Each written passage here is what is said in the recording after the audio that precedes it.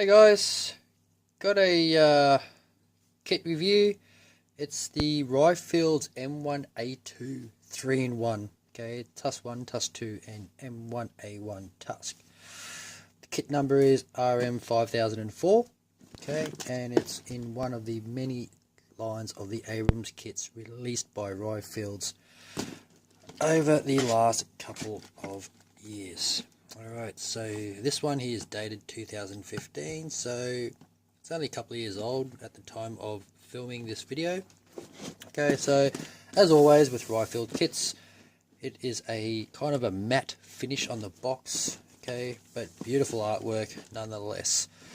It also just has a little bit down here. It says workable tracks, workable torsion bars, 2 coloured clear parts, because I bought this kit second hand. The green clear parts aren't included in this kit. Okay, so I don't have them, but unfortunately it's not going to be in this video, so I do apologize for that, but I will explain what they are when I get to it in the unboxing. Okay, and it's got highly detailed feather wedge parts and the hollow track gear and solid track gear. Okay, so we'll have a look at that when we get to that as well.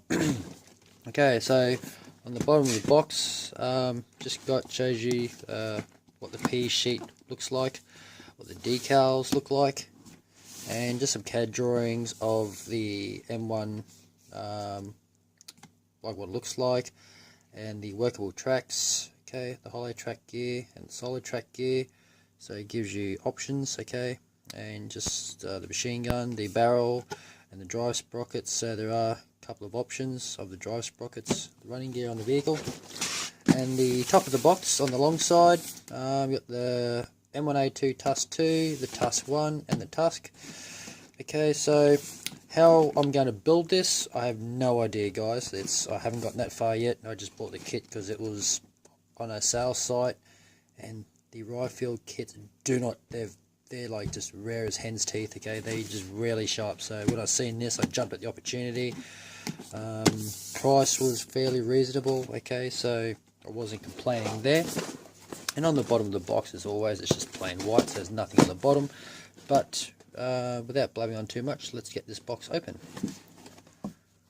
Alright, so inside the box, this has been opened, but it's just, I'm going to show you what's in the kit, what's inside the kit. Okay, so the instruction book, we'll get rid of the box so I can show you what's inside the instructions. Alright, so just a bit of main instruction manuals for the M1A2 SEP Abrams Tusk 2, okay, and the green lines used for the M1A1 Tusk. Please read the instruction manual for assembly. So yeah, so there is a bit of reading to do just to make sure you understand the instructions, so it's pretty good there.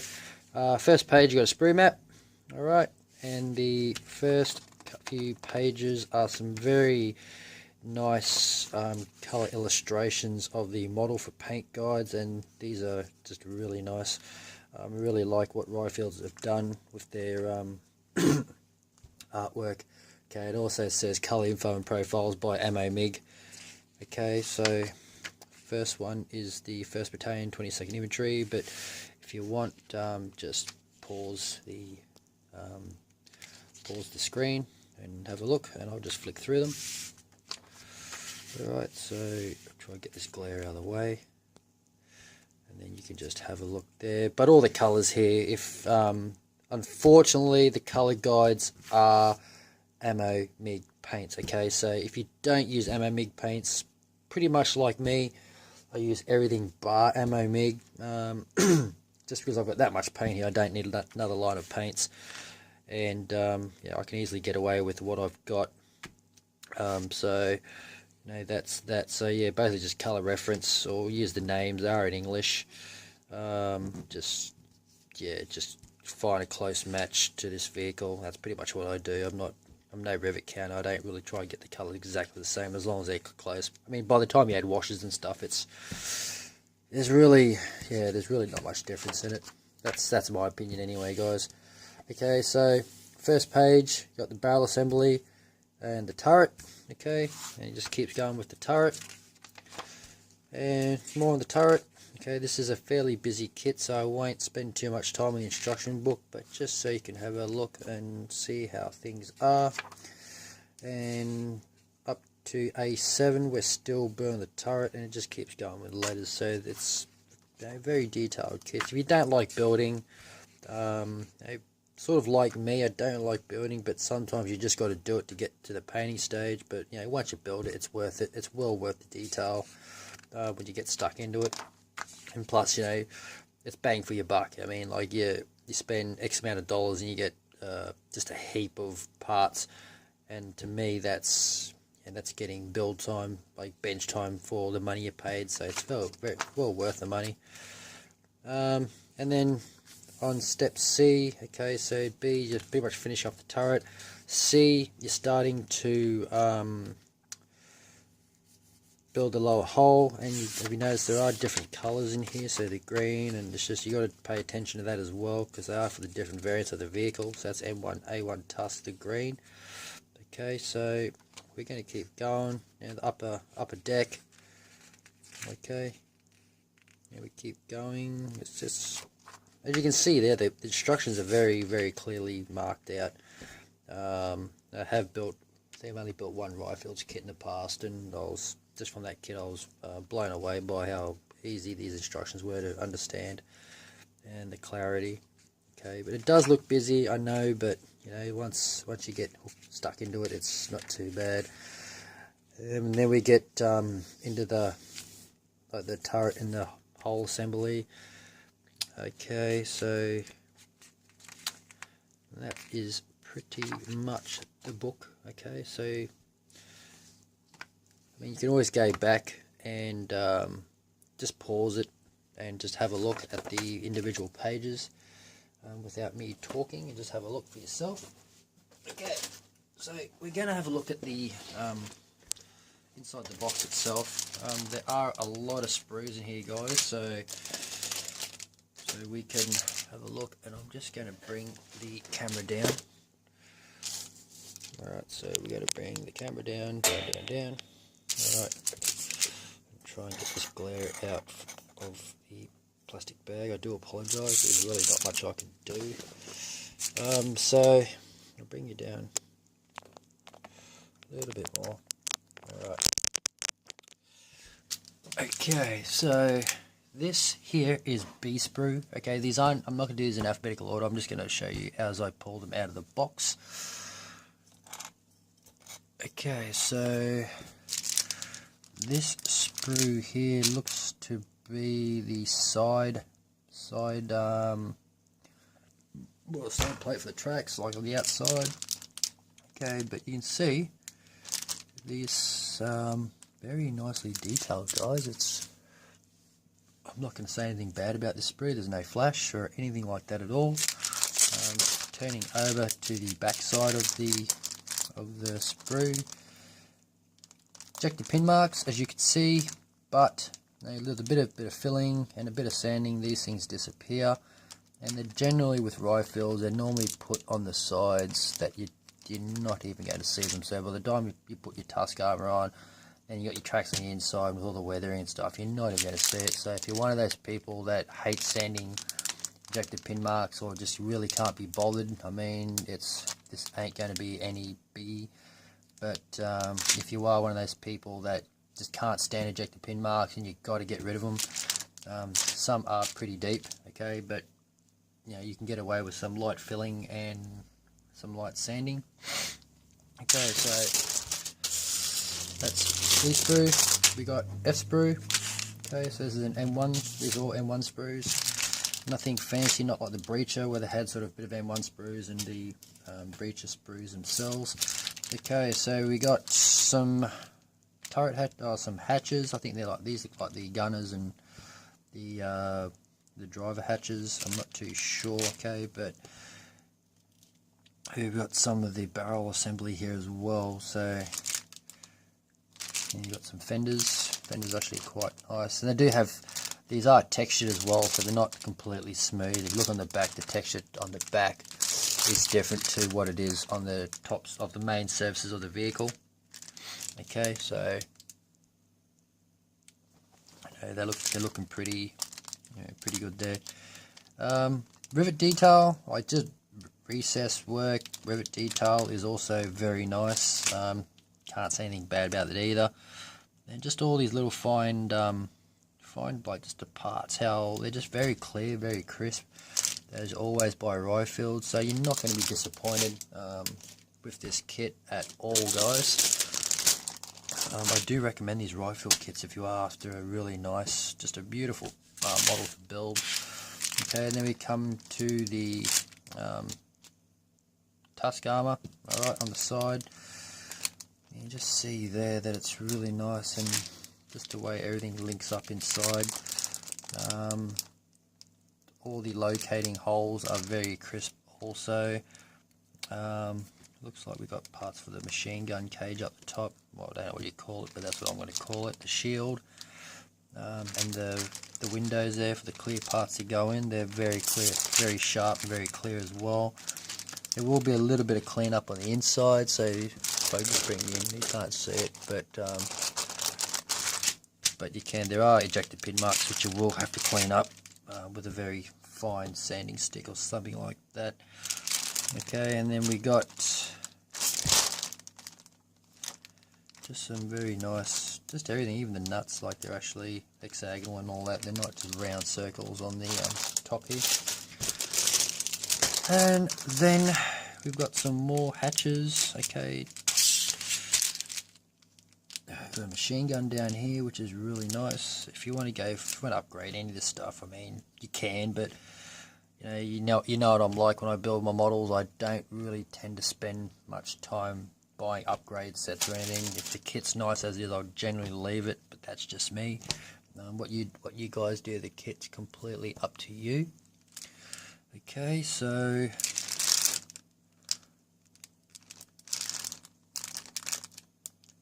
looks like we've got an antenna here as well, so you gotta be very careful when you cut this off. That can snap pretty easily because it is very fine parts. And then we go to D-sprue. Okay, so one of the main chunks of the vehicle itself is the upper and lower parts of the turret. Okay, and then we got the cage on the back.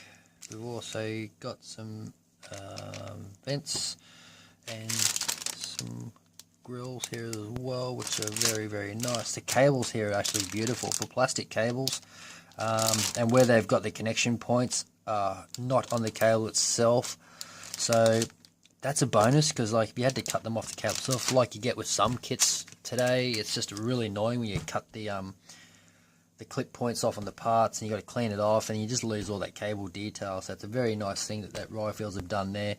It's a big thumbs up. And then this part here has bent, so it's just a simple gluing that back together. Luckily it hasn't snapped off, so keep an eye out for that if you do get this kit, because this kit does protrude quite a fair way out. I mean, it's something that Riffields could have done, was maybe wrap that with a bit of foam or something. Maybe in future, if you guys are watching at Riffields, probably just wrap this part here in a little bit of a foam strip just to protect this part here.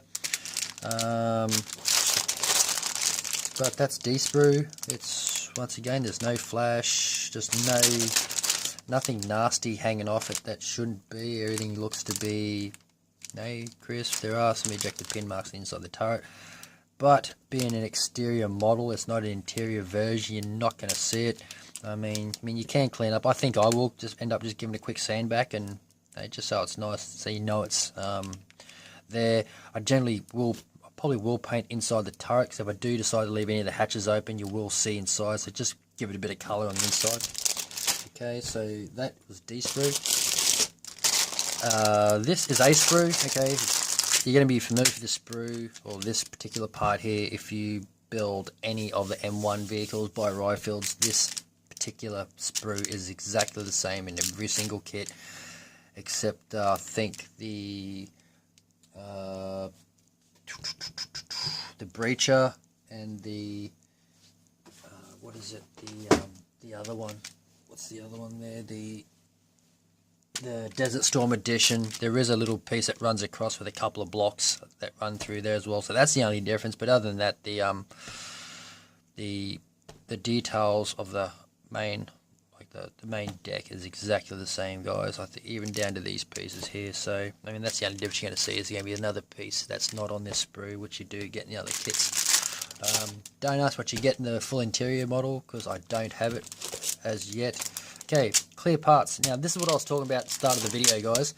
You should, well, I should have a sprue that's exactly the same as this, but it's tinted green. Okay, so the guy I bought it off is trying to get me another one. So whether that comes or not, who knows? I'm not too really phased about it. I was quite fairly annoyed when I opened the box and it wasn't in there, because you know, I paid almost close to retail price for this kit. But you know, so yeah, so if I can get it, I can get it. If I can try and source an aftermarket, like one from Rifles, maybe I should be getting it, hopefully. If I don't get it soon, I will be contacting him. So to say, you know, where's my piece, man?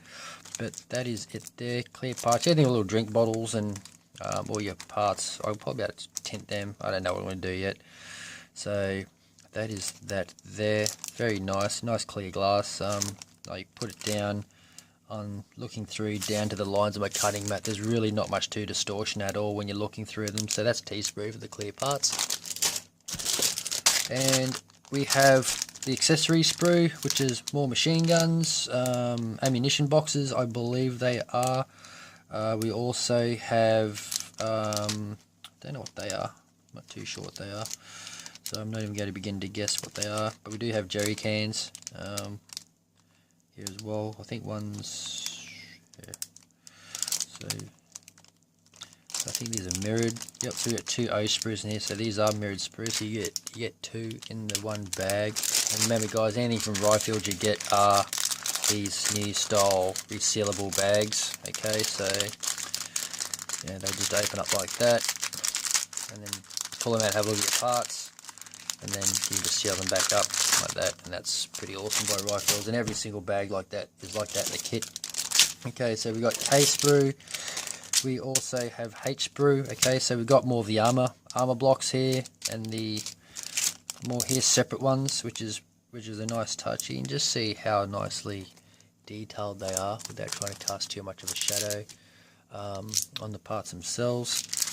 Okay, this part here, I'm not too familiar with what it is. So maybe comment down below and let me know what that is, because I'm curious to see what that is.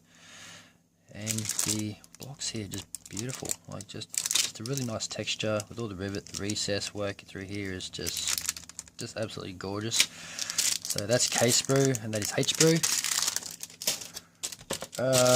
We have the road wheels.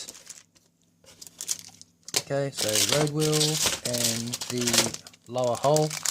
Okay, lower hull, I did do a video, a comparison video of the breacher kit, this kit here that we're looking at, and also the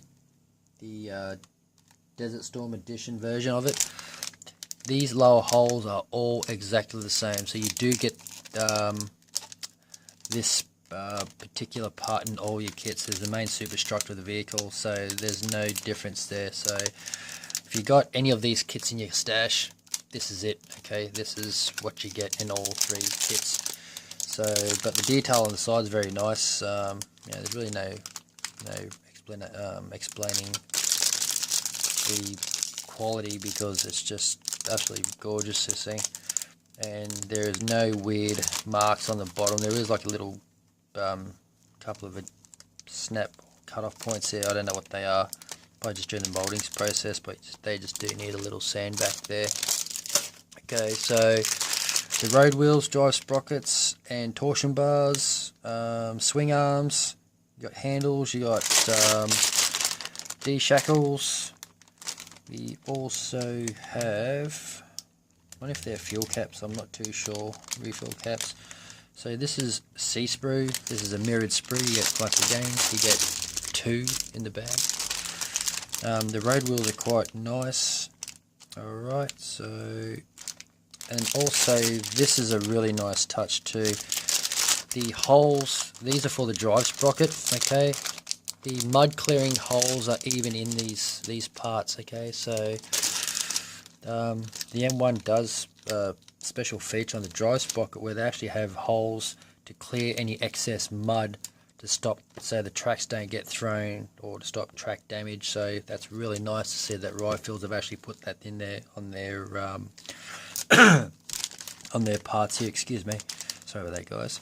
But yeah, the road wheels are beautiful, like just really nice, really nice. And where the clip points are right on the edge of the wheel, so you're not going to get too much of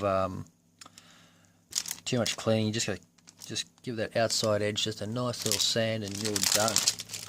Alright, and the final couple of final things in here. We've got the decals on and the PE on a piece of cardboard backing so they don't bend, which is also something I really like to see in kits these days. Okay, the PE, made in China, Ryefields 2015.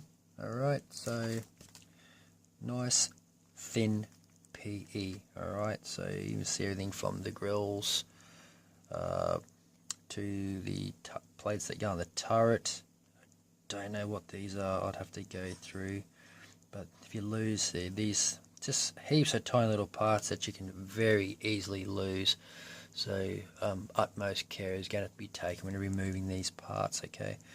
So, and there is a little bit of folding involved as well. So, you know, you're going to need something like a PE bender, flat blade pliers, or even just a ruler and a hobby knife. If you don't have any of those tools, any of those will make it work, but generally just pliers, flat nose pliers will get you through.